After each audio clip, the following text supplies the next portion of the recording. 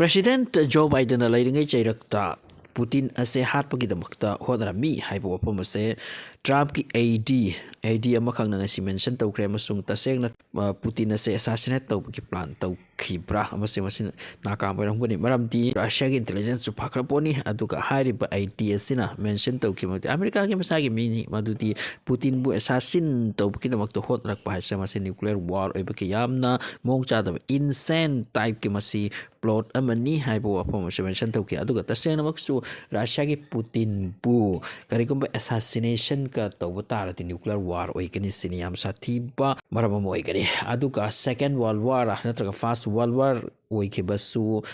Prince amapu assassinate tawkhibadagi hawkibani Austria ki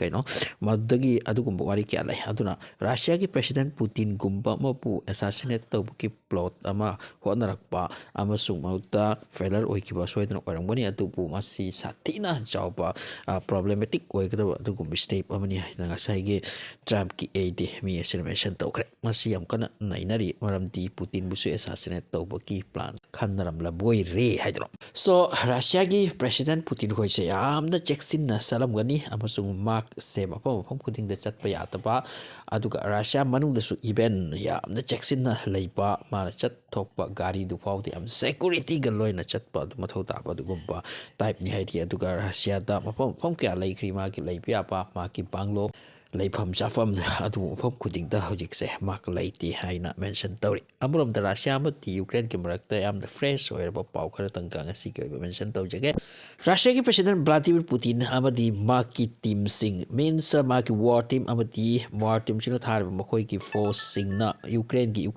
ki east Ukraine da leipa yamna important ba Ukraine ki city ama ming na Pokrovsk wi hariba Pokrovsk ase advance to bukita magta masi consit pakita magta yamna kanna si hotnaraki amasung masida hotnarak sem numit kaya ni dagini aduga reporting na hai Russia ki artillery amati makoi ki fighters sing force sing su kaya loss oi adu oiraga su loss oira su masi mati low da biati Pokrovsk haibasi haiduna yamna kanna taksilak pagi wafam ni keep na mention tawri maduti Pokrovsk haidise gateway ni Donetski Russia na kon kraba atop mafam thamaka kol haudaba mayama ma laidise masi changbagi tamak gateway ni sini Pokrovsk ase kariguma Pokrovsk ase Russia ni am kanna tansilak lese masi maram ni masi makoi na karigumba lobungam kragwadi inter Donetsk ase logragani masi 1/3 of the Ukraine ni happy aduna Ukraine ki heavy loss oidoriba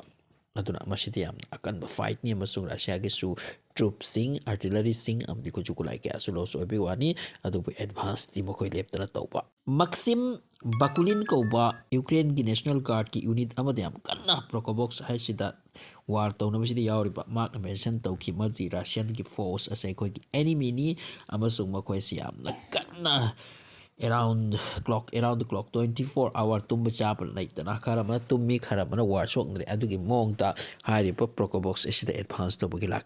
laksin advance to bugi tamak tamako ase yam kan lakni haidra mahak mention doki aduna Russia gi war Ukraine gi war ase hojik Trump lakle haidra masi lepagi pibo uchude Trump na Middle East ceasefire to haldi adupu Middle East war ase loi kini haibaki opibam leiti war ase amuka halak ki pibam talak pagum tawi haina so hainai